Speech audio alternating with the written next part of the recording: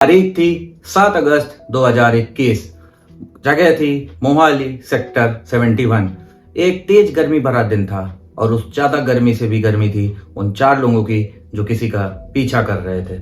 जी हाँ, उस दिन अकाली दल का नेता और बहुत खास विक्कू मेदुखेड़ा अपने एक कॉन्ट्रैक्टर दोस्त से मिलने जा रहा था और जैसे ही वो मिलने पहुंचा तो पीछे से एक और गाड़ी रुकती है और उस गाड़ी से 4 लोग उतरते हैं जो सबके सब नकाब पहने थे और उनमें से 2 लोग विक्की की साइड तेजी से भागते हैं और विक्की भी भागता है और कोशिश करता है कि उनसे पहले अपनी गाड़ी तक पहुंच जाए और गाड़ी के अंदर बैठ जाए, लेकिन ऐसा हो नहीं पाता और वो लोग चारों के चारों इतनी धुआंधार फायरिंग करते हैं और विक्की के शरीर में 24 से ज्यादा गोली शूट कर देते हैं। और यही घटना से शुरुआत होती है लॉरेंस बिश्नोई और सिद्धू मूसेवाला की दुश्मनी की।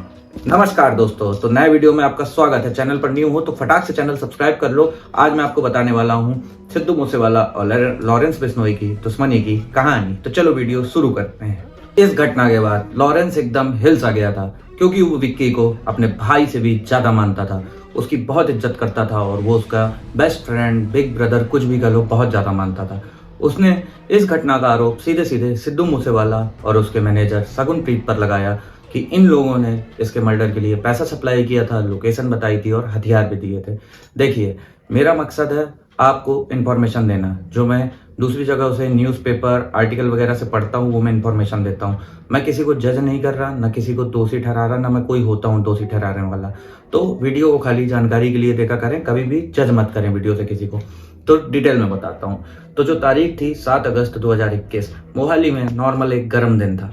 सब कुछ ठीक चल रहा था, सड़कों पर गर्मी थी, सूरज बढ़िया आग उगल रहा था और विक्की अपनी व्हाइट स्कॉर्पियो में जाता अपने कॉन्ट्रैक्टर दोस्त से मिलने। पहुंचता है उसकी साइट पर और गाड़ी से उतरकर उससे हाथ मिलाता है, पूछता भी है कि भाई कैसे हो। उसी के पीछे एक एक्सयूवी आके रुकती है, जहां तक है जितना मैंने पढ़ रखा है, और उससे 4 लोग उतरते हैं। सबके सब मास्क लगाए रहते हैं, सब चश्मा पहने रहते हैं और सबके हाथ में पिस्टल होती है।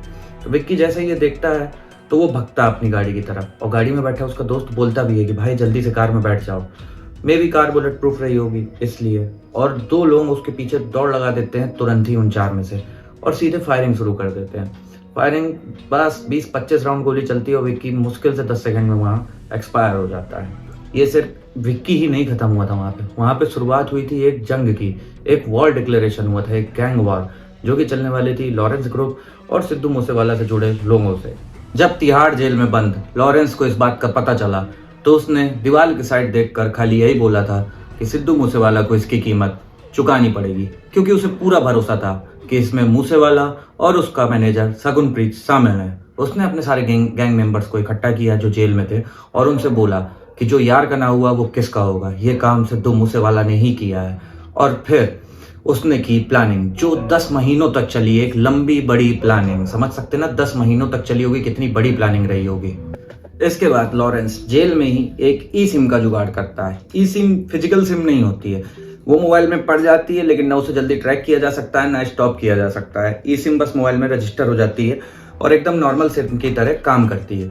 तो वो ई सिम का जुगाड़ करता है और सबसे पहले फोन लगाता है कनाडा में बैठे अपने राइट हैंड गोल्डी बरार को और उससे बोलता है कि प्लान तैयार करो, टीम तैयार करो, बस सिद्धू मूसेवाला को हमें खत्म करना ही है, कैसे भी करो। गोल्डी बरार पूरी प्लानिंग अच्छे से करता है, 3-4 टीम बनाता है। एक जो मूसेवाला के मूवमेंट पे नजर रखेगी, एक जो हथियार लाएगी, एक जो गाड़ी का जुगाड़ करेगी, हर चीज। और किसी मतलब इतना गोपनीय तरीके से होता है कि दूसरी टीमों के बारे में नहीं पता रहता। बहुत तगड़ी और बहुत परफेक्ट प्लानिंग करने की कोशिश की जाती है। बहुत लंबी प्लानिंग चली और ऐसा नहीं कि इन लोगों ने एक बार में सिद्धू मूसेवाला को मार दिया। 15 दिन में 8 बार कोशिश की गई उसे मारने के लिए, लेकिन मार नहीं पाए।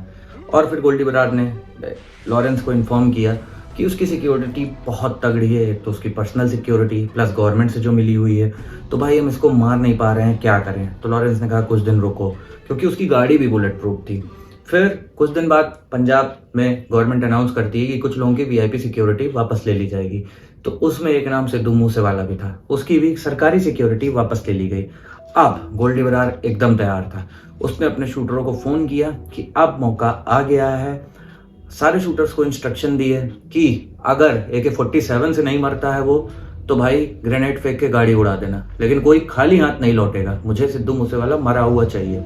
और यही होता है 29 तारीख को, 29 मई 2022 को, उससे जस्ट एक दिन पहले 28 मई 2022 को सारे शूटर्स मानसा गांव पे आ जाते हैं।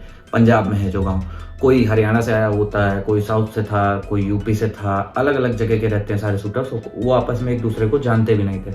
और 28 की रात को ही सब सिद्धू मूसेवाला के गांव में इकट्ठा हो जाते हैं, क्योंकि 29 को उन लोगों ने कसम खा ली थी कि हम सिद्धू मूसेवाला को मार कर ही दम लेंगे। 29 मई को जो हरियाणा साइड से शूटर आए थे वो 10 बजे उसी गांव के एक ढाबे में बैठ जाते हैं। फिर 2 घंटे बाद पंजाब से जो शूटर आते हैं वो लोग भी उस ढाबे पे उनसे मिलते हैं। और पहली बार ऐसा हुआ कि दोनों टीम ने एक दूसरे का चेहरा देखा।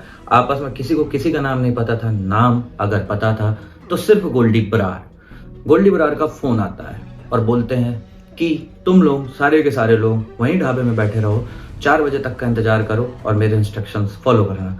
वो लोग भी आराम से खाते हैं, पीते हैं, अपना सिगरेट पीते हैं, नॉर्मली टहलते रहते हैं। वहीं 2 गाड़ियां रहती हैं उन लोगों के पास।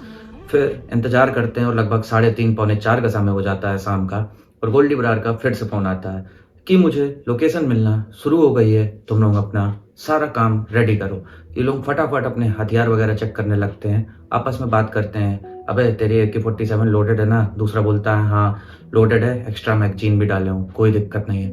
सब लोग अपने हथियार वगैरह चेक करते हैं। और उसके बाद गोल्डी बरार का वापस से फोन आता है और बोलता है लाइव ट्रैकिंग अब शुरू हो गई है, उसके घर का गेट खुल चुका है और वो निकल गए गाड़ी की ओर बैठने वाला है। तुम लोग भी अब एकदम रेडी हो जाओ और जैसा मैं कहता हूँ वैसा वैसा फॉलो करो। फिर शूटर्स की गाड़ियां ढाबे से निकल पड़ती हैं। शूटर्स के पास एक बोलेरो थी और एक छोटी बहुत पुरानी सेडान कार थी और वो मानसा चौक पर दोनों रोड के अलग अलग साइड पर खड़ी हो जाती है। वहां से वो बराबर कमांड दे रहा था कि अब यहाँ पे पहुंच गया है, वो यहाँ पहुंच गया है। थोड़ी देर बाद मानसा चौक पहुंचता है और गोल्डी बरार कहता है फोन पे, सब लोग लाइव कॉल पे थे, कि अब गाड़ियां इसके पीछे लगाओ। मानसा चौक से आधा किलोमीटर आगे निकलने के बाद दोनों गाड़ियां उसे घेर लेती हैं। बोलेरो आगे चलने लगती है उसकी थार के, सिद्धू मूसेवाला थार में था ब्लैक कलर की, और जो सेडान कार थी वो पीछे चलने लगती है। लगभग 450-500 मीटर चलने के बाद वो दोनों गाड़ियां घेर लेती हैं। आगे वाली बोलेरो रुक जाती है और पीछे वाली सेडान भी रुक जाती है। बीच में सैंडविच बन के फंस जाती है सिद्धू मूसेवाला की थार। और वो जैसे ही कुछ समझ पाता उससे सारे शूटर्स निकलते हैं और तड़ातड़ फायरिंग करने लगते हैं उसकी थार के ऊपर। गाड़ी कितनी भी बुलेट प्रूफ हो, लेकिन AK-47 के राउंड नहीं झेल पा रही थी और गोलियां गाड़ी के अंदर जाने लगे। सिद्धू मूसेवाला भी अपने पास पिस्टल रखता था और उसने भी जवाबी फायरिंग की, खुद को बचाने की कोशिश की। 6 राउंड फायर उसने भी किए, लेकिन कहाँ सामने एकदम प्रोफेशनल ट्रेंड शूटर्स और कहाँ एक नॉर्मल इंसान। और कुछ ही समय बाद उसकी मौत हो जाती है। 19 राउंड से ज्यादा गोली चलाते हैं ये शूटर्स और कंफर्म करने के लिए उसके पास जाते हैं। उसकी डेड बॉडी को हिला हिला के देखते हैं कि कहीं सांस तो नहीं चल रही। फिर जब उन्हें पूरा संतोष हो जाता है कि हाँ ये सच में मर चुका है, तब वो लोग वापस उस ढाबे की साइड निकल जाते हैं और वहां से अपने जो छिपने के ठिकाने थे, हाइड आउट पॉइंट्स थे, वहां चले जाते हैं। आपको पता है इस पूरे मैटर में 2 करोड़ रुपए खर्च हुए थे पूरी प्लानिंग में। सोचो कितनी बारीकी से की गई, जैसे वॉर लेवल की प्लानिंग हो। आगे क्या हुआ, कैसे इन्वेस्टिगेट हुआ, नेक्स्ट वीडियो में बताऊंगा। प्लीज यार चैनल सब्सक्राइब कर लो, रिक्वेस्ट है। Thank you.